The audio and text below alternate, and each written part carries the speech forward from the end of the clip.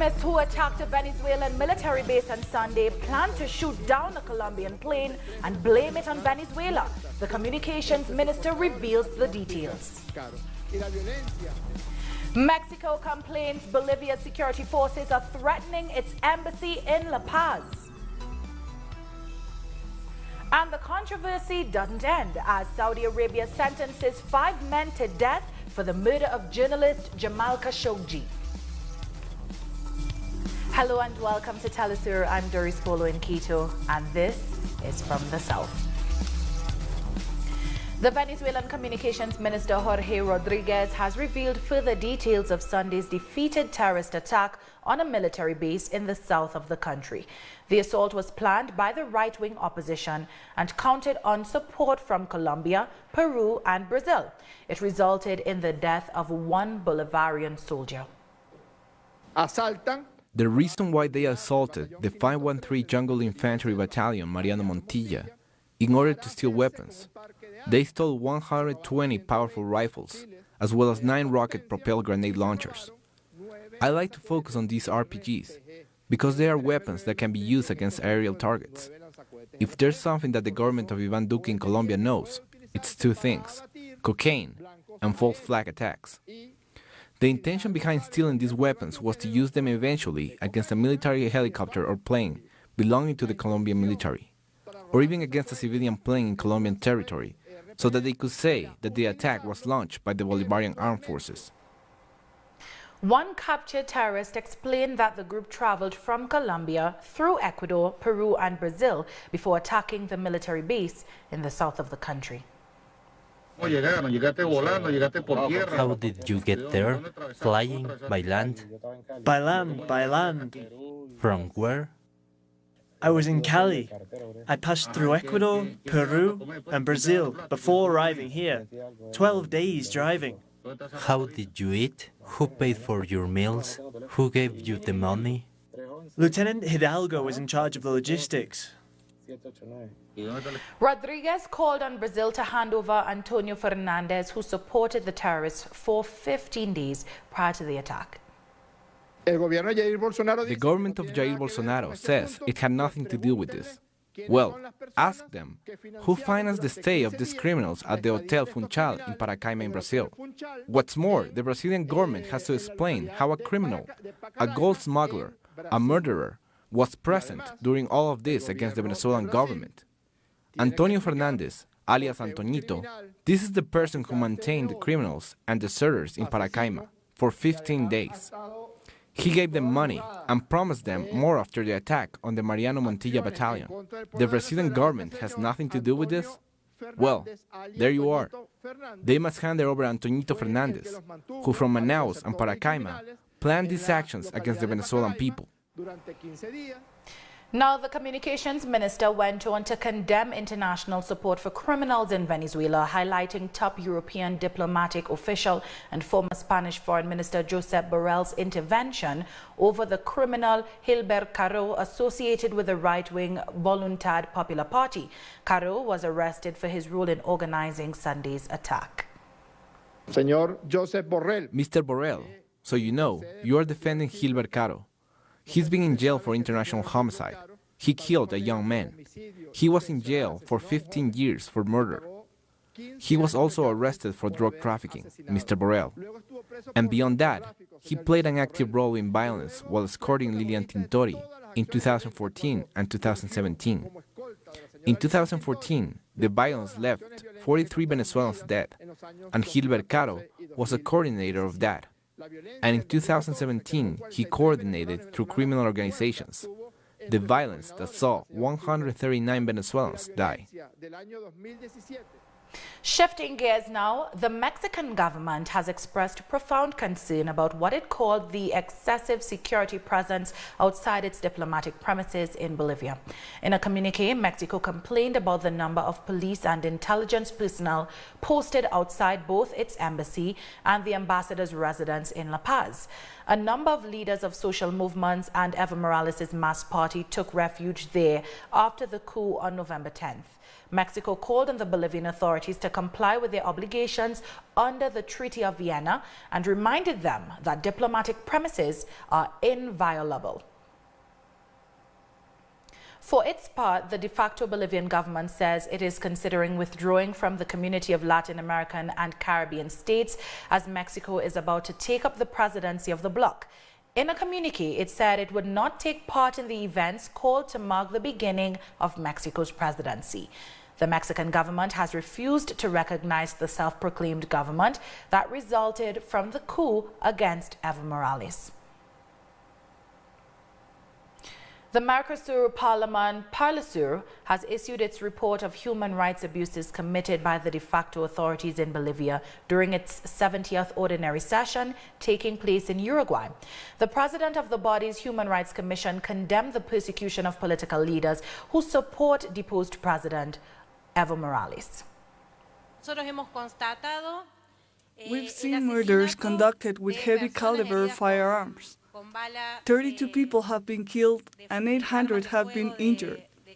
There are 3 people disappeared, among those a little girl. There have been arbitrary detentions of the injured, who didn't receive medical attention as a result, and that's very serious, as some of those killed died as a result of not getting this attention in hospitals. The burning and destruction of homes, kidnappings and death threats, torture, and they go unpunished.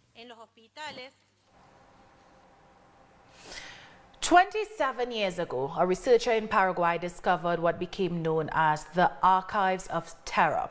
Thousands of files that reveal details of how the dictatorships in Paraguay and other South American countries persecuted and killed their opponents. Our correspondent Osvaldo Zayas reports. It is 27 years since the so-called Archives of Terror were found. It took the researcher Martin Almada 15 years to track down these thousands of files which detailed how the dictator Alfredo Stroessner persecuted political opponents and carried out a witch hunt against social leaders. This went on throughout the 35 years of his dictatorship from 1954 to 1989, when he was overthrown in a coup by General Andrés Rodríguez. 27 years later, the memory of those events remains very much alive among the victims and their relatives. The Stroessner dictatorship was supported throughout those 35 years by the Colorado Party, which is in government now. In fact, the current president, Mario Abdo Benitez, is the son of Stroessner's private secretary throughout the dictatorship. The discovery of this archive was a hugely important event, not just for Paraguay, but for all of Latin America, because it included details of the notorious Operation Condor, which all the military dictatorships of the Southern Cone worked together to kidnap, torture and forcibly disappear opposition politicians and activists across the region. That was our correspondent Osvaldo Zayas with that report. We'll take a short break now. When we come back, figures on human rights abuses in Chile. Join us again in a minute.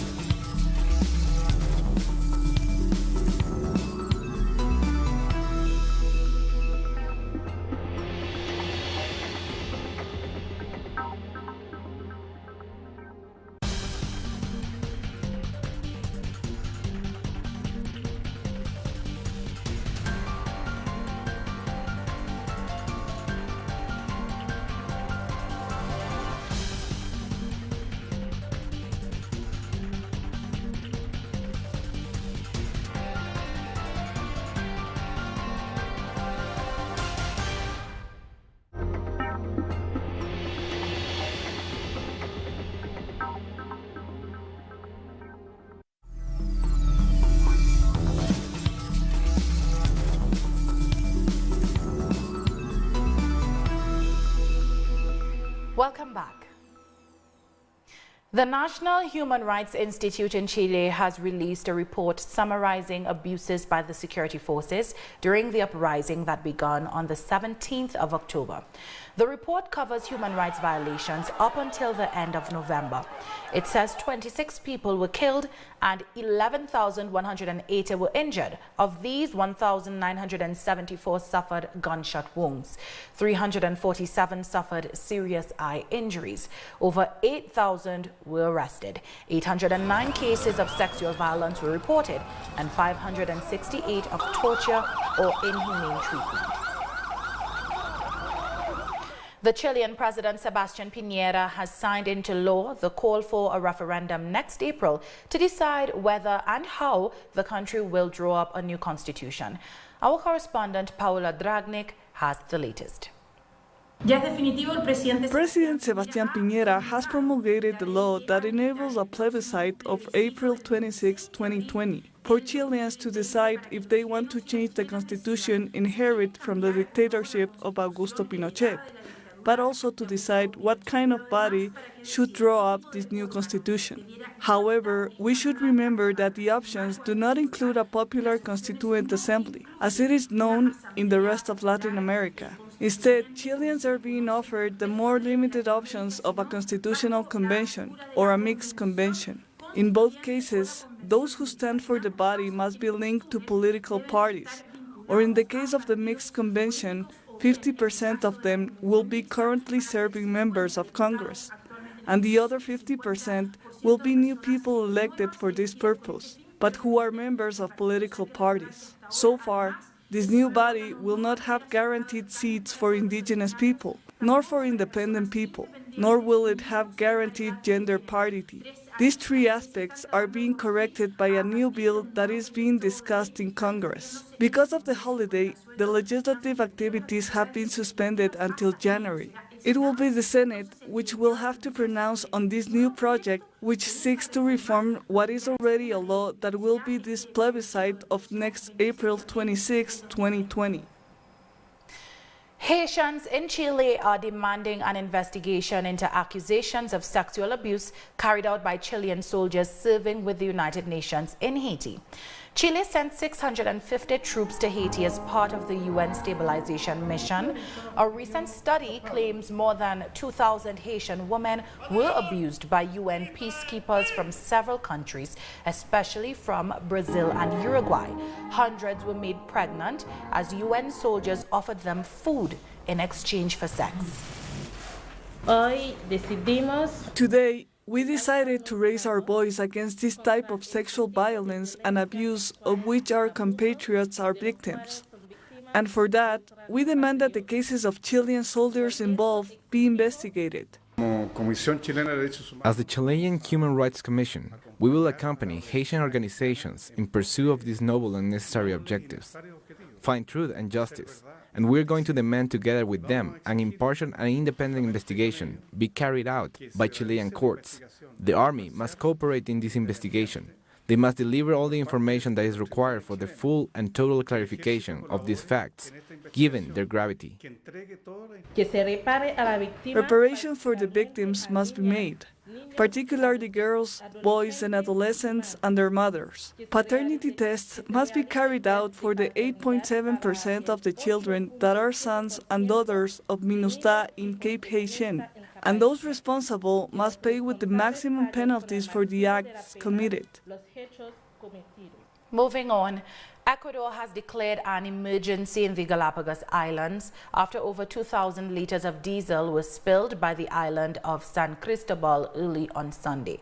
A cargo vessel overturned when a large container was being loaded onto the deck and the crane lost control and fell. The crew were forced to jump off the sinking boat and one person is hurt. The national park has begun works to clean the area. The UNESCO World Heritage Site is home to unique species and is particularly noted for the research conducted there by Charles Darwin, which eventually led him to his theory of evolution. Around 80,000 people are protesting against corporate extractivism in the Argentine city of Mendoza. Citizens have been marching on the governor's residence since Sunday night against a decision to modify a law that will facilitate polluting mining practices in the region. Demonstrators say that the move will contaminate the local water supply and are demanding that the governor veto the proposed amendment.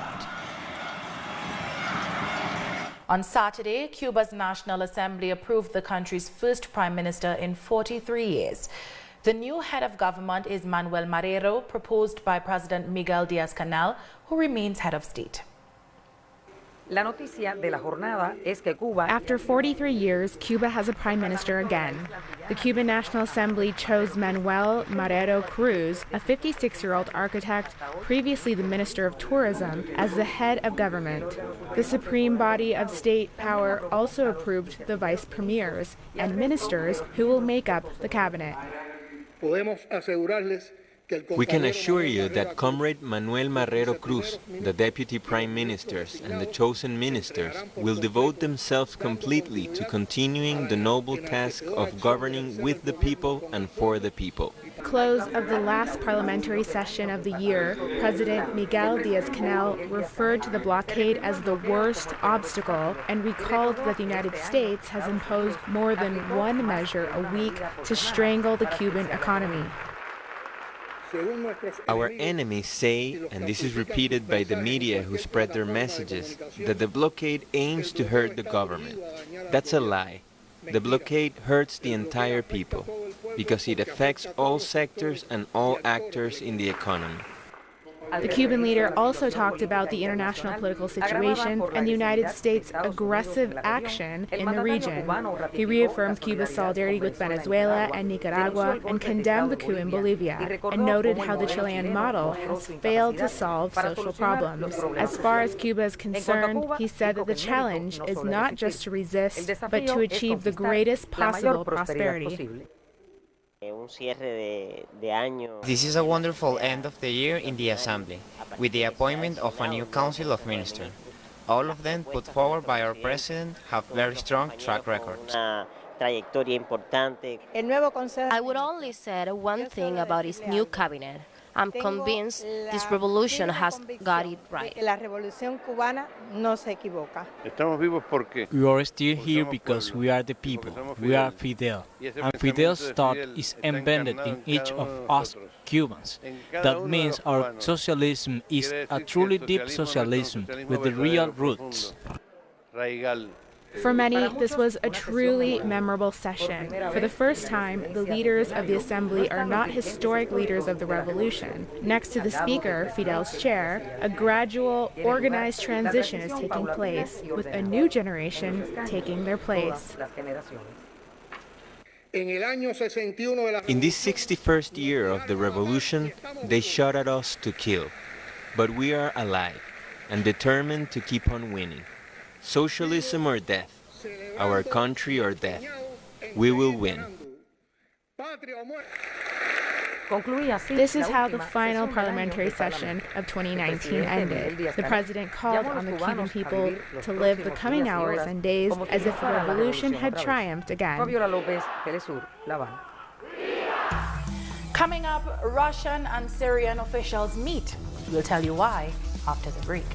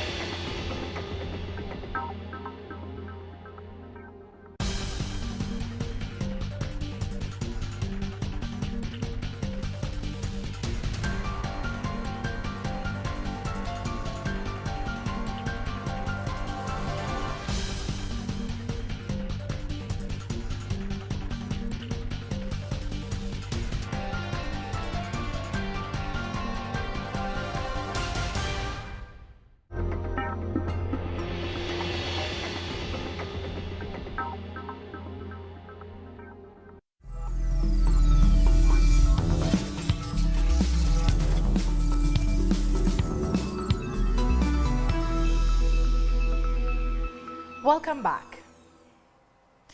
A court in Saudi Arabia has sentenced 5 men to death for the murder of journalist Jamal Khashoggi.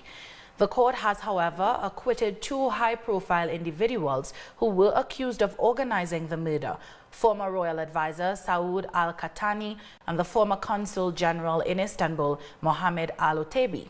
Khashoggi, a vocal critic of Saudi's Crown Prince Mohammed bin Salman, was killed and dismembered in October 2018 inside the kingdom's consulate in Istanbul. His body has never been found. All suspects were subject to investigation by the public prosecutor.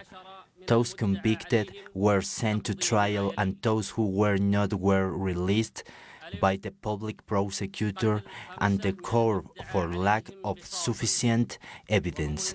Saud al-Qahtani was investigated by the public prosecutor, and no charge was filed against him because there was no evidence against him. The government of Turkey has slammed the verdict by the Saudi court as a fundamental lapse of justice.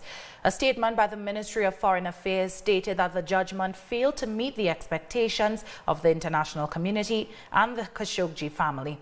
It argued that the court failed to identify and punish the masterminds of Khashoggi's murder. And the Secretary General of Reporters Without Borders, Christophe Deloire, has charged that the death sentences imposed on Khashoggi's killers are an attempt to silence potential witnesses to the murder in order to protect those who ordered and planned it. The sentencing to death of 5 of the accused can only be interpreted as a desire to forever silence witnesses to or even the perpetrators of this horrible murder. We can be happy with this result when the investigation was clearly botched, when the proceedings, the hearings, were held in secret without it being possible to know what was being said, what the evidence was. In short, today we have convictions and acquittals, but it all seems rather discretionary. Russia's Foreign Minister Sergei Lavrov says Syria is on the path to full economic recovery and restoration of peace across the entire country. Speaking during a meeting in Moscow with his Syrian counterpart Walid Mulaim, Lavrov said the military cooperation between the Russian and Syrian defense forces has driven off foreign-backed rebels from their previous strongholds in northern Syria. He added that Russia will continue to provide support to Damascus until the process of restoring full sovereignty and territorial integrity is completed. On today's agenda, we plan to solve tasks aimed at restoring full operations at all state institutes, restoring economic projects. Syria is already essentially entering into a phase of peace, a phase of returning to peace. South Africa's governing party, the African National Congress, has called on the international community to honor its promise to facilitate a referendum for the self-determination of the people of Western Sahara. A statement by the party said time had come to put into action the pledge made by the United Nations in 1991 to end Morocco's illegal occupation of the North African country. Western Sahara, a former Spanish colony, was annexed by Morocco in 1975. More than 1,000 people took to the streets of the Spanish city of Pamplona to call for an end to unfair treatment of Basque prisoners. The demonstrators demand an immediate end to the dispersal of Basque prisoners throughout the Spanish state. Some detainees in the Basque country are sent to prisons that are hundreds of kilometers away, making it more difficult for families to visit. Nearly 4,000 people gathered on Sunday in Guararema in the Brazilian city of Sao Paulo for a football match to celebrate the freedom of former President Luiz Inácio Lula da Silva. The game begins at the Dr. Socrates Brasileiro Stadium. On one side, the landless workers' movement, the hosts. On the other side, the team of former President Lula da Silva, of singer Chico Buarque, and their friends. The stands are full of supporters who travelled for hours, even days, from different parts of the country. All of them wanted to celebrate Lula's freedom after 580 days in prison. This will help a lot to cheer him up and let him know he's not alone, just as he never left us alone. We hope this really brings us a new perspective for the Brazilian people, for Brazil's government, and that we get to achieve a democracy that is truly effective. The game has just started and the referee has already given a penalty. Luis Inácio prepares to score. And it's a goal, 1-0 to Chico Buarque and Lula da Silva's team. The game is being played at the Florestan Fernandes School, the MST's biggest training centre, which since its foundation in 2005 has given political training to activists from across Brazil and the world. This is a festival of democracy with the friends of MST, a meeting of friends who like football and politics and who are here to have fun. On the pitch are members of Congress, governors, activists of the popular movements, singers and former footballers, united by the same hope. The hope is to move forward and to change this big lie that is out there. We want a Brazil with its own face and not with this lie. It's time for the social movements as a whole and for the Democrats to unite and to win the regional elections, where there is a possibility of victory. We must unite behind the leader and give an answer for Brazil and for Latin America. Brazil is a very important country for Latin America. 2-1, and the Chico Buarque and Lula da Silva team have beaten the MST. But for next year, these two groups promise to come back and unite to defeat the right wing in the streets and at the polls, and return Brazil to the Brazilian people, something very different to the current situation in the country. Football match in the Brazilian state of Sao Paulo brings us to the end of this news brief. You can find these and many other stories on our website at telesurenglish.net. And join us on social media, Facebook, Twitter and Instagram. For Telesur English, I'm Doris Folo. Thank you so much for watching.